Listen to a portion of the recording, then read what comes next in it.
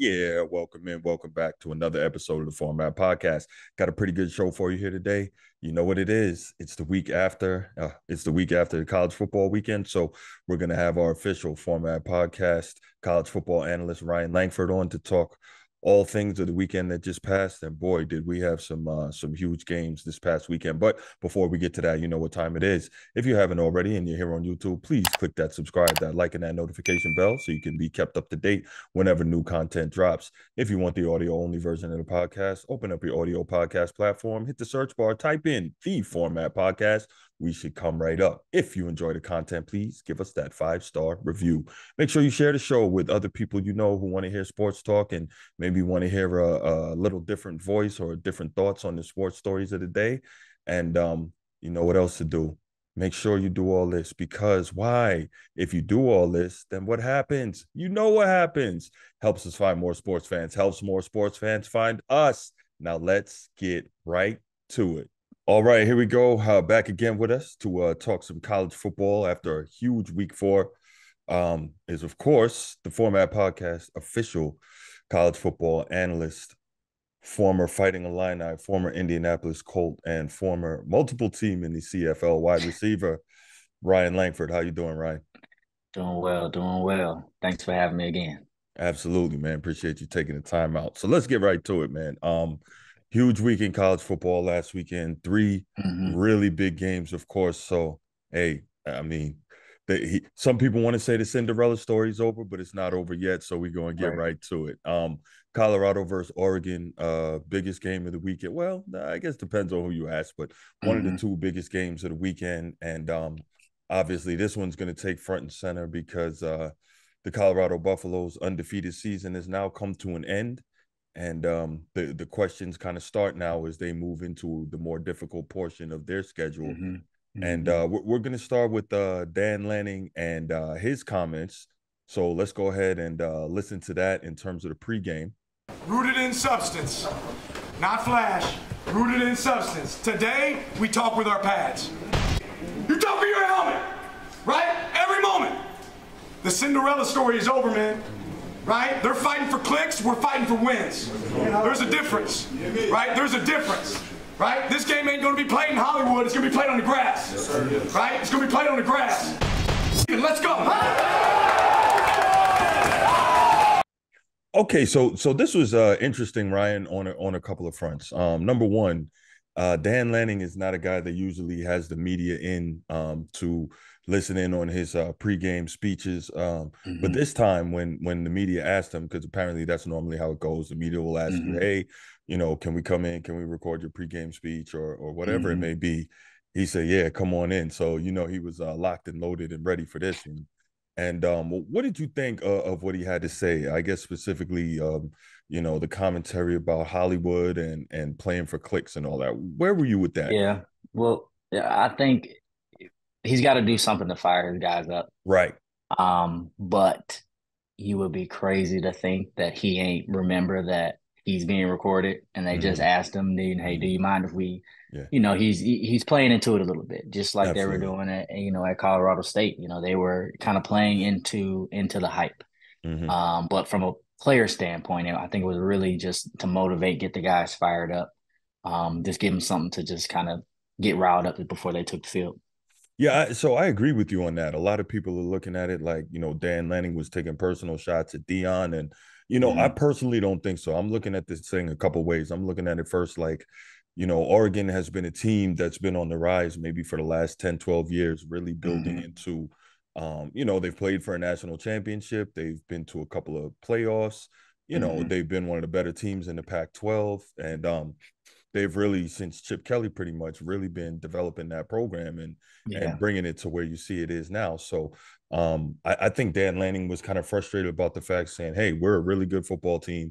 We're not Hmm. getting any attention here. Me and my guys work just as hard as anybody, and Hmm. it's all about Dion." And so, like you said, number one, I think he's trying to rile his guys up to get them out there ready to run through a wall. And Hmm. secondly, he made the concerted effort to make commentary that would bring some attention to his team. Hmm. So a Hmm. lot of people are, really taking this to heart. He's taking shots at Dion, and I really don't think that was the case. And then I actually saw something I think on Instagram yesterday that kind of isn't being reported, and that's the other side of this thing. And that was uh the Colorado players talking a lot of smack to the Ducks out there on the field during warmups and before the game. Talking Mm. about call 911. I'd like to report a murder of some Ducks, or Oh, wow.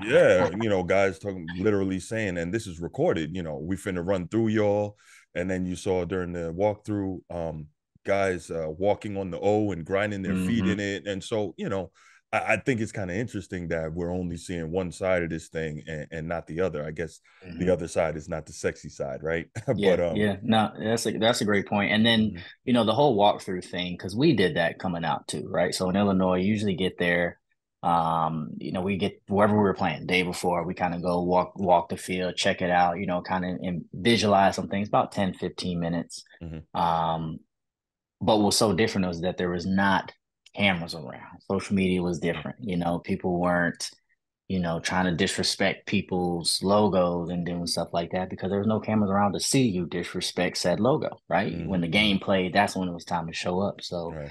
I think it's just a lot more clickbait in this social media world I that we're agree. in now. But some of the stuff guys have been walking on the field for years. There's some Right. stadiums where you Right. have to literally walk down the entire field to get to your locker room. You're Mhm. gonna walk over the logo. Like that's Right. normal. Like Right. it's not a crazy thing. But if you are gonna record yourself doing those things, Mhm. as soon as a whistle blows, you better come prepared to make some plays because you can't be Mhm. disrespecting the logo and then having an outcome like that.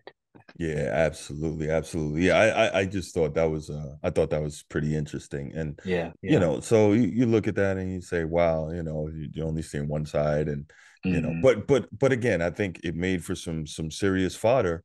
And 100%. realistically, we know, and you and I talked about this last week, that Dan Lanning is really continuing to build Oregon as his predecessors have done, but he wants to Mm-hmm. build them in that SEC model, that tough, physical, in the trenches, pound the football, run the ball, stop the run. And if you've been with me on my show for an extended period of time, that is Mm-hmm. my most basic football truism. That's run the ball and stop the run. You're going to win a Right, whole lot of games that way. Just ask right. Wisconsin. Maybe it doesn't take you directly to championships, but you're going to win a lot of games that way. That's right. And That's so right. one of the other things that I have heard from other sports shows with guys who played in the NFL or who played college, they're all saying like, yeah, this looked bad coming from Dan Lanning, but and I'm sure you can speak to this as well. There's a lot of coaches that will have you thinking that your opponent, killed puppies and stomped on them in cold Mm-hmm. blood to get you hype up to go out on Mm-hmm. that field. Speak a little Mm-hmm. bit to that in terms of what coaches will say to hype up their teams to go out there and play at a high level.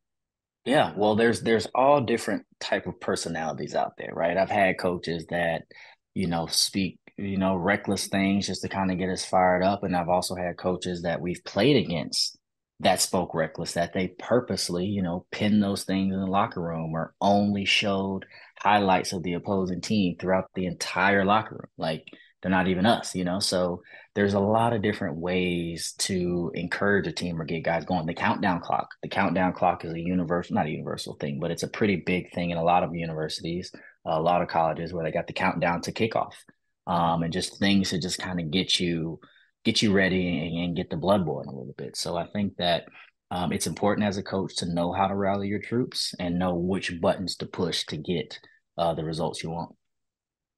Do you think Dan Lanning was deliberately making an attempt to try run up the score on Oregon? I believe that, probably around the fourth quarter, early in the fourth quarter, they slowed it down. But do you Mhm. think that they were trying to run it up on him? I don't know. I think when they realized it was starting to get away from them, they did put their foot on the gas a little bit, but that is football, right? You want Mm-hmm. to put people down, especially in a situation where you do have, Deion Sanders in prime time and all the hype that's going Right. up. You want to kind of do a little bit more. And I think Mm-hmm. if you're a competitor and you're not trying to embarrass, Mm-hmm. the other team in between the whistles, and why are we playing, right? Like it's Mm-hmm. all about, going against, the other man and competing. Mm-hmm. So I think I don't know if they deliberately try to run up the score because again, the stats don't lie.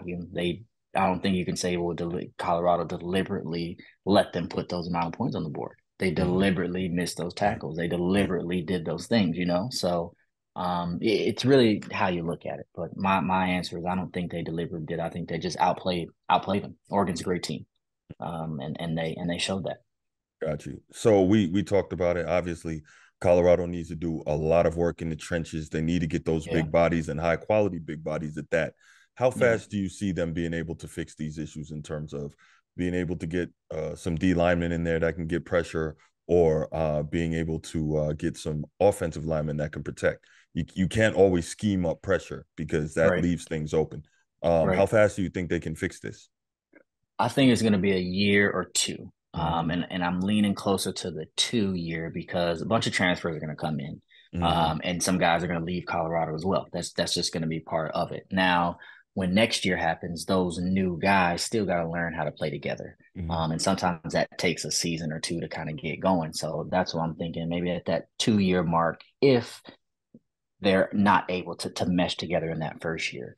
You know, hopefully they bring in some big guys on the trenches, D line, especially O line, Mm-hmm. because you know they need some help in those areas.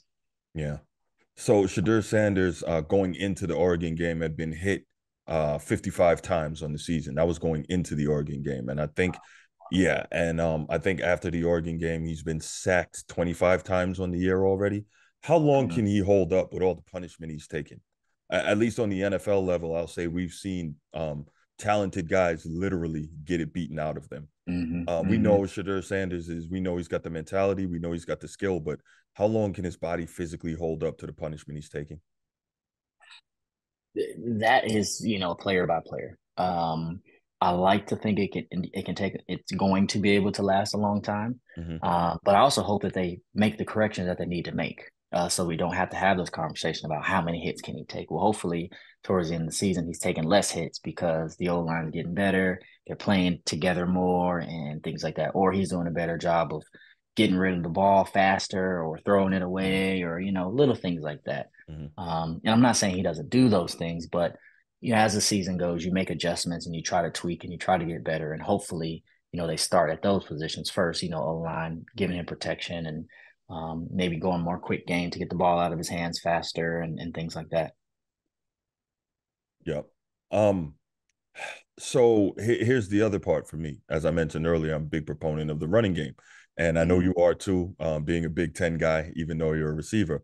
But is there any way at this point, because we're still only less than halfway through the season, is there any Mm-hmm. way Colorado can scheme up some sort of run game in the absence of a strong offensive line? Obviously, the best way to run it is to have a dominant O line, a Notre Dame, an Ohio State, a Wisconsin, Alabama, Mm-hmm. Texas, those type of teams, right? But Mm-hmm. in lieu of having that, can you scheme that up some way with maybe clever play design or something along those lines? Yeah, and I think they're already trying to do that. But the way they're great at getting their playmakers a ball in space, right? That is their kind of their not their bread and butter, but that's how they're making their money. And doing a lot of misdirection stuff just to keep the defense off balance, slow down the rush, maybe throwing some screens. Those things open up the run, Mhm. or can open up the run when you're capitalizing on the other front. So I think that they have the ability to compete with everyone, but they're going to have to improve in the run game Mhm. because the run game is crucial, whether if it's towards the end of the game and you need to run something down, or you know where our receivers aren't getting open. It's raining out there, or it's snowing, and we can't throw the ball. You got to be able to run the ball to be successful and to win games. How good is Oregon? They looked really Great. good against an overmatched Colorado team. How good are they Mhm. really? Very good. They're fast. They got playmakers that can make moves in space, making guys miss, making the first man miss. And I think that that's something that people forget because most of the time there's a guy there reacting, ready to make the play. But if you can make that first guy miss, Mhm. uh, if that second guy isn't reacting as quickly, you Mhm. got a big play on your hands. Mhm. And Oregon did a good job of breaking tackles and just keeping them off balance. And it's hard. It's hard when you got speed in multiple positions because you got to Mhm. be able to match that. And Yep. Oregon historically has always had fast players, always had game breakers, always had people who can make stuff happen when they get the ball. Well, I guess we're going to find out throughout the rest of the season just how good Oregon is because they still have to Right. play, I believe, USC. They still got Washington, Washington State, Utah. So Mhm. they've got some tough ones lined up. And we're going to see if Dan Lanning is still doing all that talking at the end of the Mhm. schedule, right? Right, right. All right, so let's fly over to the ACC here. Let's go to the other side of the country. Clemson versus Florida State. That was actually the first big game of the day. I think that was the noon Hmm. game. So Florida Hmm. State escapes Clemson with an overtime win. So this is interesting because I'm looking at Florida State, and obviously everybody is so high on them based off the opening weekend game where they pretty much Hmm. smacked around LSU, who a lot of people Hmm. were also high on. But I'm Hmm. looking at Florida State and I'm wondering, are they not the Texas of the East in that they tend to Hmm. play to the level of their competition? They're ultra talented. And when it comes down to it, they probably can line up with anyone in the country, but they don't always show it that way. Do you see any Hmm. of that? That's a good point. I hadn't thought about that, but that's a good point because they that game should not have been as tight. I No. personally was happy because I've always kind of been a Clemson fan. I like Dabo. I like orange. Orange is one of my favorite colors. But Florida State being Florida State, based on how they played, how they matched up, they should have um handled them a little bit better. Shouldn't have came Hmm. down to the wire like that, in my Okay, opinion. got you. So, you mentioned you're a fan of Dabo. I am not a fan of some of the stances that he has. We briefly Mm, discussed this last week. He's mm-hmm, anti NIL. He's anti transfer portal. He's kind of mm-hmm, old mm-hmm. school and stuck in that. And don't get me wrong, there's nothing wrong with being old school, but to Right. where you're old school to the point that it's going to be to your own detriment, I think is problematic. Yeah. Is this a down year for Clemson, or it's just that because they've already lost two conference games? Can't tell you the last time we saw that happen. Mm-hmm, Um, this is a situation, of course, they've got a new offensive coordinator, Garrett mm-hmm. Riley, who was the OC down at TCU last year, and of course played a major role in them getting to the championship game, being national runner-up. But is this a down year for Clemson, or are we just starting to see that nobody can stay on top forever, except for maybe Saint Nick, right, out in Mm-hmm, Tuscaloosa, mm-hmm, mm-hmm. and that the things go in cycles, and maybe it's time for them to cycle back down. What are your thoughts on Clemson as a program? Yeah, I agree with that. I think it's a little bit of both, because things do come and go. Again, this transfer portal has changed college football, Mm-hmm. because it's more, it gives it more of a a professional league almost kind of thing where guys can be there one year, be gone the next year. So this might be the year or the upcoming years that they're kind of going down and might need to make some adjustments, but. I never like to speak down about people. I like to Right, kind of, right. think that they can turn it around. And if anyone can do it, I think it is Dabo, but it's going to take some work. It's going to take some work. And, the leash is probably getting short down there. They're probably starting to look like, okay, like, is this it? And, he feels that. Yeah, as a coach, you feel that. Players feel that. So it's gonna be a challenge. It's gonna be a challenge. How likely do you think they are to be able to come back up to the level that we've expected from them, or has their time kind of come and gone? If you had to make an estimation on that. Well, I think they're gonna need a few players to come in and Mm-hmm. make some plays. Mm-hmm. Having a big name something come in to kind of Mm-hmm. rally troops. I mean, it's easy to say big name quarterback, but you could Right. have a set of receivers who come in and make the quarterback incredible, or a fire running back who just tears Mm-hmm. it up all the time. And they got Right. a pretty good run game out there now, but Yeah. something's got to give somewhere. Something's got to Mm-hmm. give somewhere. So I think what I've noticed is they don't seem to have the same elite receiving talent on the outside that they've had in Right. past years. And the other big thing for me is that when Brent Venables was there, and obviously he's now head coach at Oklahoma, Hmm. they were dominating on the defensive line. They were sending D Right. lineman after D lineman to the NFL, and you're not seeing That's that to right. the same level anymore.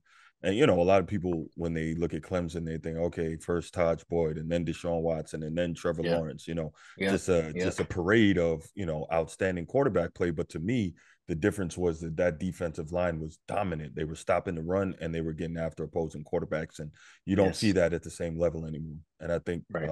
Brent Venables being gone has a lot to do with it. I agree. I agree. That's a good point.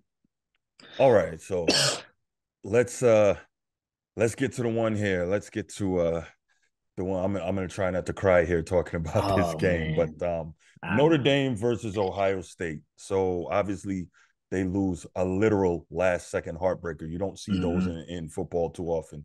And the odd thing Mm-hmm. was this had an odd resemblance to the Bush push game, Notre Dame versus USC back in '05. It did. It Right. did. Yeah. And the funny thing is, the touchdown that Matt Leinart scored at the end of that game was in the same end zone as Trainum scored as Ohio State the other night.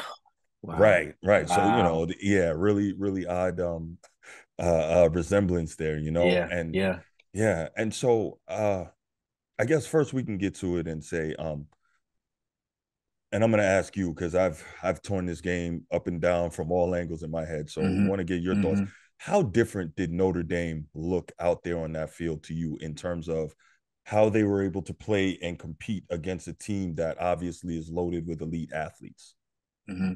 I think they played well. I think they were able to kind of hold their own more so than I gave them credit for.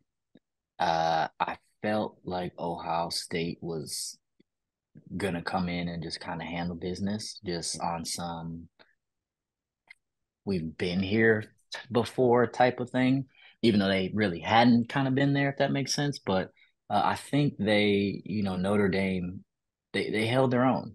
The tough thing about football, and a lot of coaches say this, is you don't know what play is going to be the play. And there's usually about six key plays in a game that are going to determine Yep. a game, a win or a loss. And you want to make sure you're on the right side of those six plays. Mm-hmm. And in this game, it's unfortunate that one of those six happened to actually be the last play of the game. And the last play of the game, when you got a man down, I think they had 10 guys out there. Like that's the one moment, the one lapse that could cause the loss. And Mm-hmm. you don't want to say that one play did it, but on Right. paper, well, that was the play. Yes. That was the play that cost the game. So, Yeah. and that stuff happens, and that stuff hurts because Yeah. that really separates the championship teams from the good teams, because Mm-hmm. you got to be on working on all your fronts. You got to know your substitutions.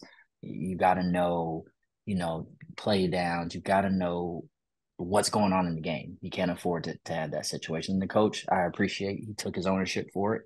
He said it was kind of on me, but um, that last moment of that's a hard way to go out. That's a hard way to lose it Mm-hmm. when you guys Mm-hmm. are fought all game long. Yeah. So, when I was asking you, how different did Notre Dame look? So one of the things that really kind of stood out to me, obviously, I've been watching Notre Dame religiously since '93. Right. I may have missed 10 televised games Yeah, of yeah. Notre Dame football since 1993. I was in Iraq in the desert watching it on Armed Forces Network. Like, Wow. yeah, Fan. True fan right yeah, there. yeah, absolutely. So, but where I want to go with that is in watching them all these years. Normally, when Notre Dame plays against the elite teams, you see a Hmm. glaring difference in speed and athleticism. Yes. 2012, even though they were number 2 in the country, get to the championship game, they literally get blown off the field against Alabama. Um, Yep. uh, Twice in the playoffs, they got destroyed by Clemson. They got destroyed by Clemson. Bama. Yeah, I remember that. Yep. Yep. Right. And so we've been seeing, I'm not going to run down the list, but over the years, Notre Dame being outclassed in terms of speed and athleticism. This was the first game I've seen in a long time where their athletes were able to stand up on nearly Hmm. even footing with Hmm. a team that's known for elite athleticism. How impressed were Hmm. you with what Marcus Freeman is beginning to build there in terms of depth and athleticism and speed on that roster? Yeah, very impressed, because you just saying that now make me think back to all those Mm-hmm. games on, Mm-hmm. that's what would happen, Mm-hmm. Alabama running circles around those Oh yeah, guys, Clemson yeah, circles. And it's yes. just like, yeah, Notre Dame is a great team. You Mm-hmm. put the film on, they play great, but when they Mm-hmm. go against, Yeah, these higher caliber teams per right, se, like right. you said, they get it's track meet out there.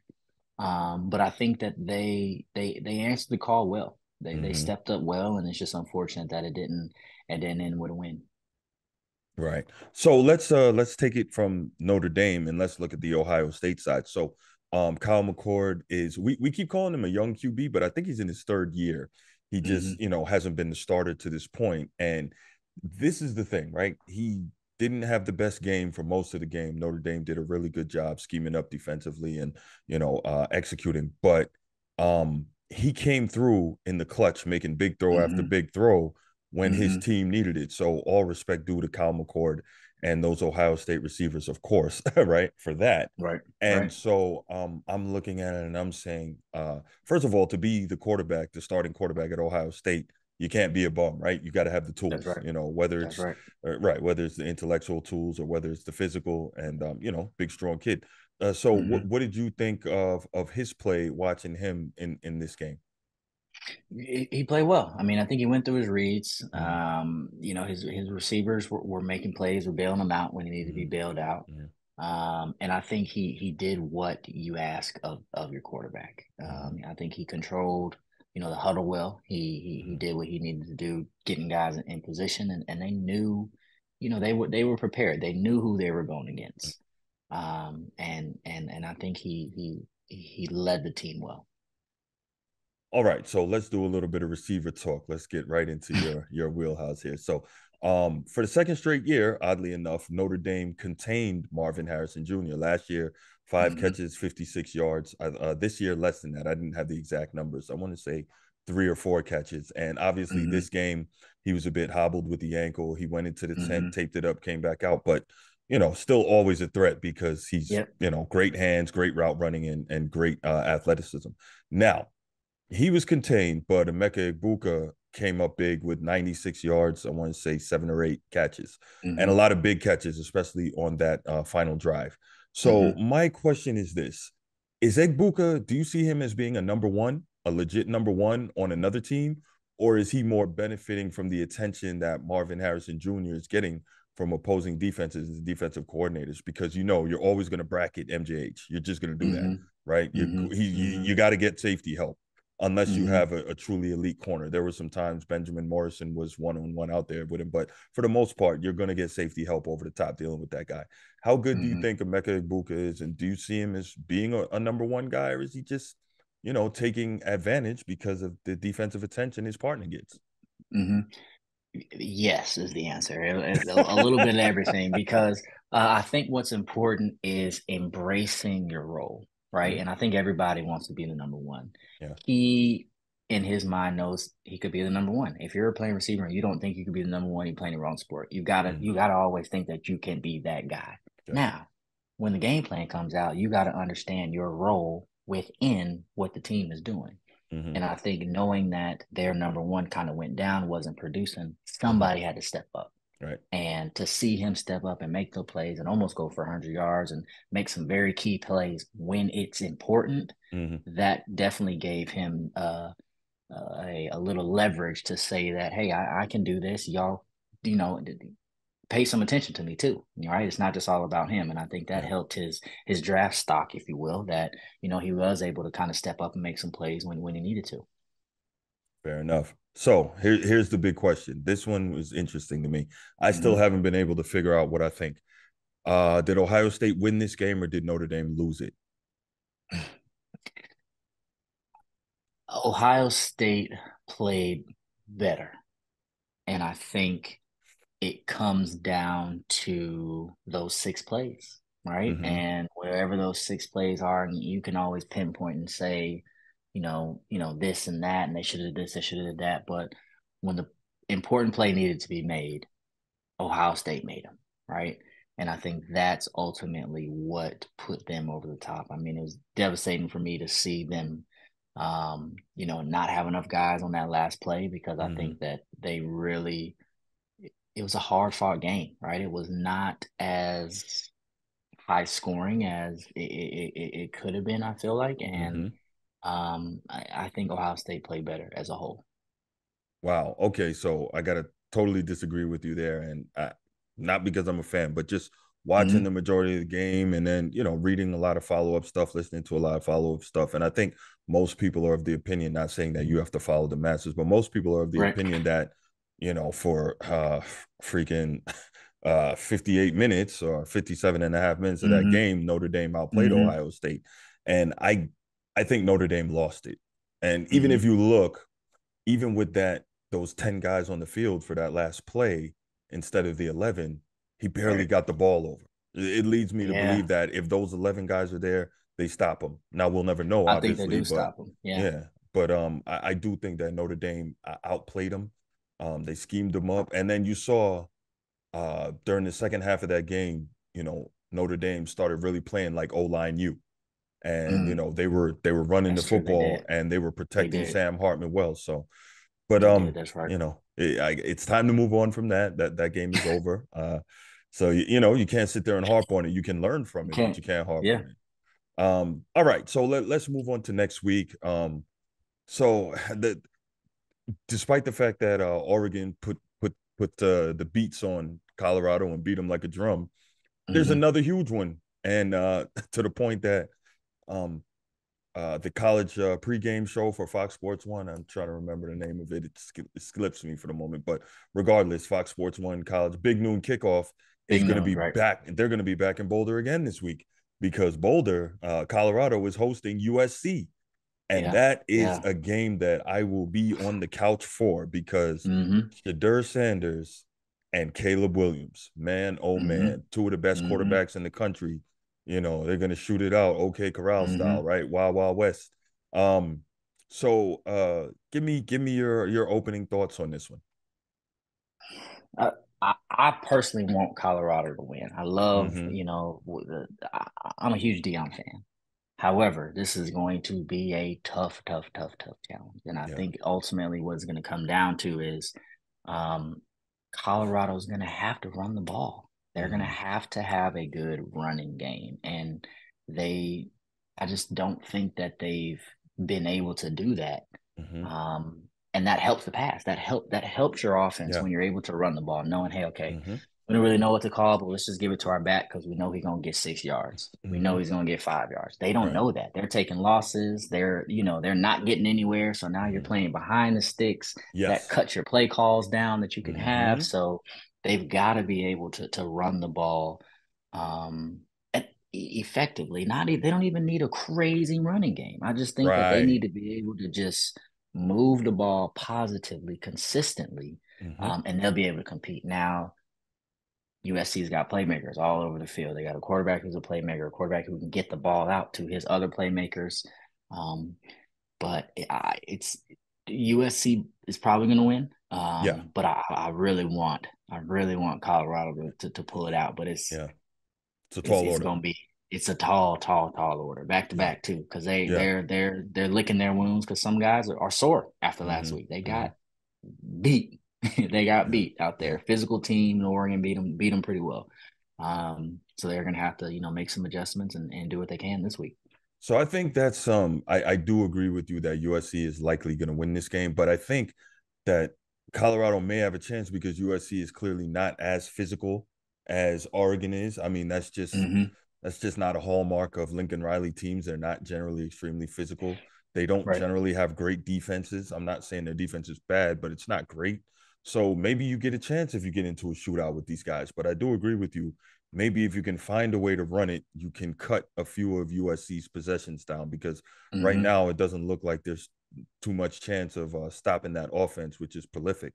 Between Mm-hmm. USC and Washington, oh my goodness. And we'll Mm-hmm. talk about Yeah. Washington another week, but those Yeah. offenses out there in the Pac-12 are insane. So if you were the coaching staff of Colorado, where do you think you would I don't know how much you've watched USC, but what do you think your Mm-hmm. plan of attack would be? And is there anything that you would want to change from what Colorado's been doing this season? Or maybe not change, but tweak? Tweak. Yeah. Well, from an offensive perspective, we got to get the ball. We got to get the run game going. Mm-hmm. Because the run game is going to open up the quick game, the reads, the play action. That's going to open up our playbook. Mm-hmm. If they're not being threatened by the run, they're not going to respect it, right? So Mm-hmm. that's step one. From a defensive standpoint, I think we got to put pressure on the quarterback. We Mm-hmm. got to put pressure on Caleb because we've got to speed up his process. Because they have defense, they have a secondary where when the ball's in the air, they can make some plays. Mm-hmm. Those guys are Yeah. playing well on the ball. Right. They're smart. I mean, they got Deion Sanders, like Right. who's They're teaching well them how to coached. play what I Yes. mean? So they're Yes. well coached in the secondary. So speeding the pass rush up to kind of rush the quarterback a bit, I think is a great goal to have. Okay.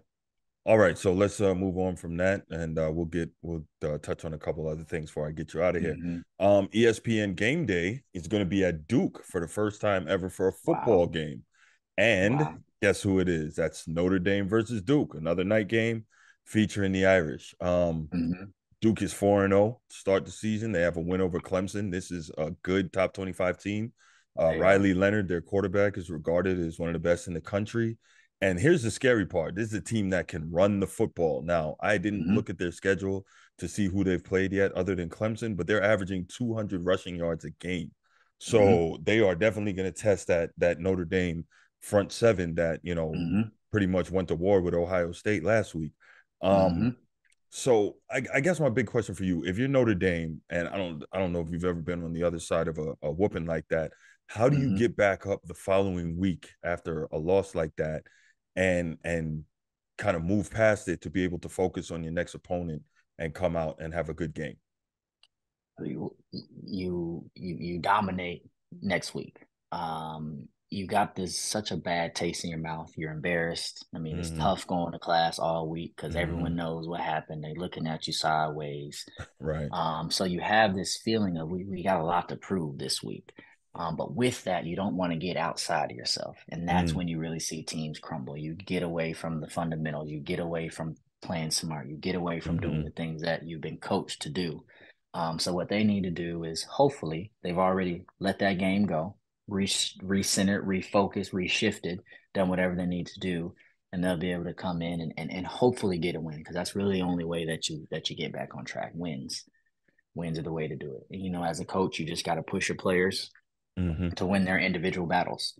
Don't try to make it bigger than what it is. Just handle your 1/11th of every play. If you win Mm-hmm. your 1/11th, we should be fine, and you'll get that bad taste out of their mouth. You players make it sound so simple. So but it is a simple game, but Mm-hmm. there's a lot of there's a lot of other components that come into it. But Yeah. the fundamentals of it are the same. But Mm-hmm. other playmakers make plays, and other teams have certain tools, and that's where the Mm-hmm. coaches come into play. Game planning, understanding what the other team's going to do, when they're going to do it, and Mm-hmm. players executing. That's all it comes down to. Fair enough. Fair enough. So before I let you go, this is the last one. We Mm-hmm. mentioned the Washington Huskies early. Definitely wanted to get to them. Just how good is Michael Penix Jr.? His numbers are out of this world. He's a legit Heisman contender, projected first round draft pick. Is it the weapons though? He's got Mm-hmm. 3 wide receivers over 15 yards per catch. Mm-hmm. Roman Dunze and Jalen Polk both over 20 yards per catch. Jalen McMillan, their third guy, over 15 yards per catch. The defense is only giving up 17 points per game. Now they still got the tougher part of their schedule waiting, but how good is this team? What do you think of them? I think they're a strong team. I think their receivers are really, really powerful. Oh I yeah. think them as a core is strong. They're making the circus catches, as we would say in the receiver room, Mm-hmm. and they're bailing out their quarterback. I saw somewhere someone was saying that he almost looks like Warren Moon back there, the way that he's throwing the ball. But this I like them. I like when receivers are making those big plays because what people forget is those big plays add a lot of energy to the offense, Mm, which adds a lot of energy to the defense and the right. special teams like that. That gets people going and it hurts the defense because they're like, Mm-hmm. dang, like we had great coverage on them, but Yeah. these boys making plays on us. Like Yeah. that's those are backbreakings. So, okay, you as a receiver, I want to hear Mm-hmm. what your take is on this. Obviously, it's a symbiotic relationship, but which is it? Or is it 50-50? Maybe it is, and I'm just Mm-hmm. looking to stir the pot a little bit. Mm-hmm. How much is it the quarterback versus the weapons? I mean, we just talked about So how elite his weapons are, but he's also playing like his hair's on fire. yeah. Which is it? He's playing really well. Now I'm going to start watching him a little bit more closely. Mm-hmm. Recently I've just kind of been going back, watching the highlights and watching the plays, and he's throwing good balls, but they Mm-hmm. could be better. if that makes Okay. sense. Like Okay. his receivers are making some tough catches. Now, at that same time, he is throwing some passes that are right on the money. Guys are catching it and running free. But his receivers are bailing him out Mm. of the, if I put on a highlight tape and of the, 20 plays that are highlights, 15, 12 to 15 of them, his receivers are kind of bailing him out. So I'm interested to see how that goes and if that's just how he plays, because he could be that guy that just throws those kind of jump balls knowing that his receivers are going to get it and he doesn't need to have perfect precision every single time. Okay, fair enough. Well, we know they still got Oregon, USC, Utah, Oregon State, and Wazoo. So that's Mm-hmm. that's another team. We'll find out exactly what they're made of along the rest of the way. Yep. All right, Yep. Ryan. Well, listen, man. Hey, thanks so much for joining us. This was great as always. Incredible weekend of college football last weekend. Got some more good matchups this weekend, and look forward to Mm-hmm. it. And look forward to getting back with you next week to talk it out again. Absolutely. Absolutely. All right, brother. Thank